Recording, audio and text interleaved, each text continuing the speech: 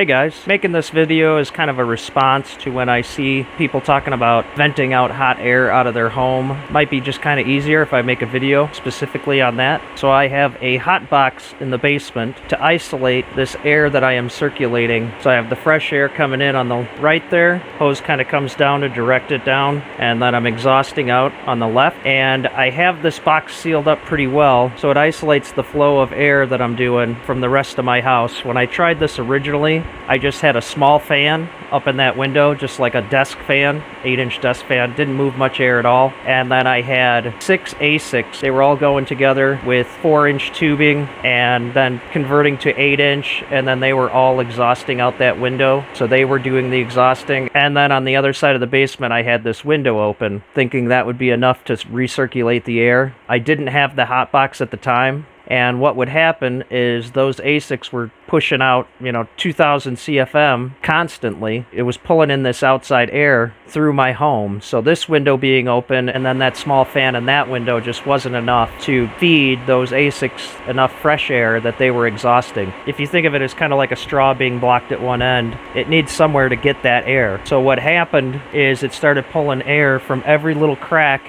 and every little door in my house, including the living space. It was middle of summer, so my AC was constantly running 24 hours a day. The humidity got really, really bad to where it was like 97% humidity in the house and the living space constantly. Every little bit of metal down here, so like these electrical pipes, the copper for the water pipes, all the copper over here, it was all just dripping water because it was so humid in the house. And then all my doors started sticking, so they're all back to normal now, but like all the door frames started warping a bit. Windows were really hard to open. And this is the one door that still sticks in the hallway. It's actually a little better right now because it's wintertime, but in the summer, it still sticks a bit. All my bedroom doors, my bathroom doors. I went online looking for help, started talking with another user there, and he had warned me that he had tried the same thing. He didn't have enough intake and was just doing exhaust, and all that air being pulled through his home constantly for 3 months. He ended up getting mold in the walls, had to replace all of his drywall. He had to replace all his windows because they were warped. So after talking with the other guy online, I turned off all my ASICs, all the fans, everything, and within 5 minutes it dropped from 97% humidity, something like that, down to like 48% humidity. So instantly the air conditioning was able to do its job again and just filter the air that's in the house and not try to filter outside air constantly. So you really need to have adequate intake. You can't just exhaust out a window because that air has to come from somewhere.